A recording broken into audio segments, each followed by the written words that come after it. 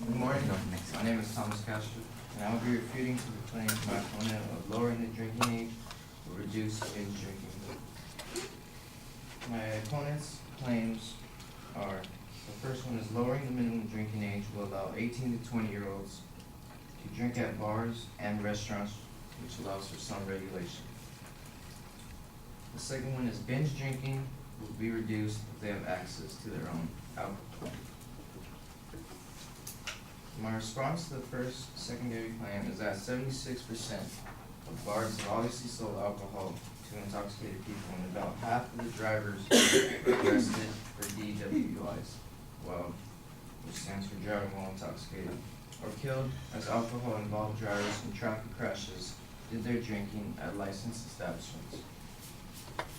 My reasoning challenge is that 100 of 102 analysis, which is 98%, in 2002, a meta-study of the legal drinking age in traffic accidents found higher legal drinking ages associated with lower rates of traffic accidents.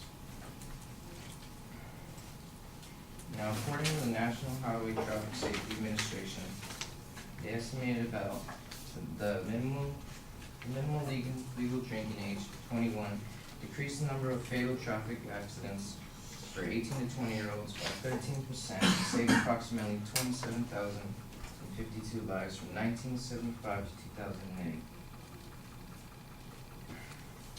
Now, my counterclaim is that lowering the MODA, minimal legal drinking age, 21 to 18, would be very irresponsibly and allow a greater segment of population to drink alcohol in bars and nightclubs, which are not safe environments. My response to the second claim is that some of the major consequences to binge drinking being reduced is that if the age of drinking was changed to 18 to 20-year-olds so that they have access to alcohol on their own, I believe that the binge drinking will rise if the age of drinking is changed. Some challenges are that there will be school problems such as higher absence and poorer failing grades. There will also be legal problems such as arrest for driving or physically hurting someone while driving or in many fatal accidents.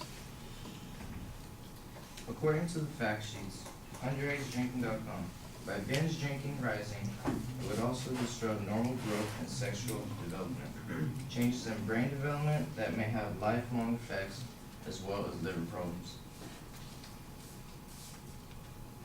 Now, my counterclaim is that in general, the risk of youth experiencing these problems is greater for those who binge drink than for those who do not binge drink. Thank you.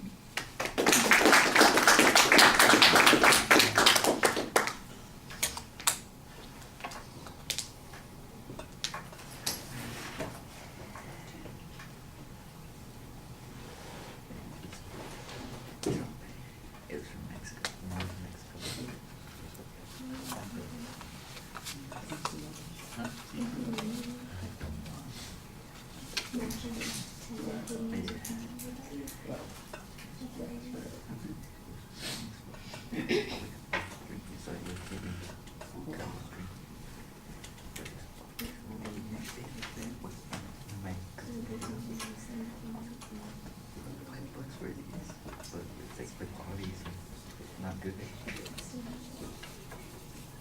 For camping, good. For them, it's good. I don't know. Watching you go on so you look good. And then you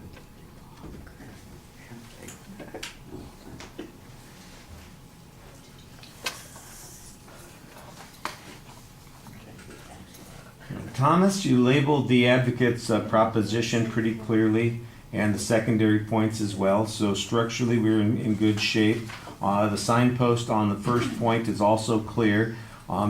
You basically have kind of the argument that I was talking about before with the other speech, talking about how being able to drink in a legal environment has no particular impact on whether or not people are committing drunk driving or driving under the influence, and you had a good statistic that said, you know, 3/4 of bars continue to serve people even when they're intoxicated, and that the vast majority of accidents drunk driving accidents occur when people have been drinking in a bar. So, you know, it does, what you need to do is then point out that that challenges the premise. The premise that the advocate is making is that people are drinking in some place that is unregulated, and if they were able to drink in some place that was regulated, it would be different.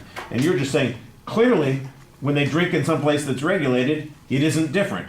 That's basically the argument that you're making at that point. That this notion that people being able to drink in the open is going to alter their behavior in some way, or that people are going to step up and correct them or stop them, and that's going to make a difference, that's a false premise, and we know it's a false premise because it's not true in those places where it occurs now. That's, I think, you've got the right argument, you've got the right issue, you just need to be a little bit more forceful in stating it and putting it in that context. Here's the inference that I'm making based on that data that I've got there.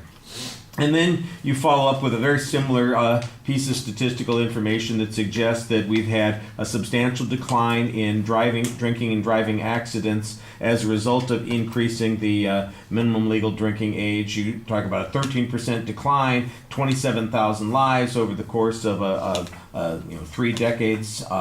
That we've saved a lot of lives as a consequence of that. And your information comes from the National Highway Traffic Safety Administration. And I think that's one of those things that you ought to be focusing on, is that, you know, a lot of your data is substantive. It is based on actual experience. It's not hypothetical. It's not some estimate or guess that a researcher is making here. We have these particular results so we can see what the differences are, and it comes from an objective body. So you ought to get some credit for the quality of the sources that you're using too. Use that to give yourself a little bit of credibility when you're making the argument. I think that sells it a little bit more. I know sometimes it seems self-aggrandizing to put the comparison on to say, well, their evidence comes from some student group, and I don't remember what their evidence came from, you know, some student group or some scholar who estimates this. My evidence comes from the National Highway Traffic Safety Administration that keeps records and, you know, looks at all of the data from all of the states and has kept records for the past 50 years on these particular issues.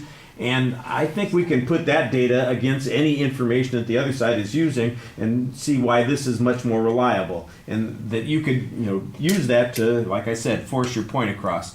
On the argument, the next argument about, that decreasing the driving age is going to lead to an increase in binge drinking. That's a cause-effect claim. It's a claim of future fact, and or if you're going to use past experience to prove the point, that's perfectly fine also.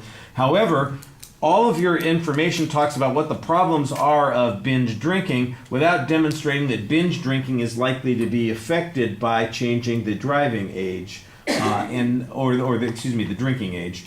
And that's what I think that you need to focus on, is that changing the drinking age is likely to alter the way people drink, but it's not in the way that the advocate's talking about, which is, oh, now it's legal for me to drink, so I'll drink less.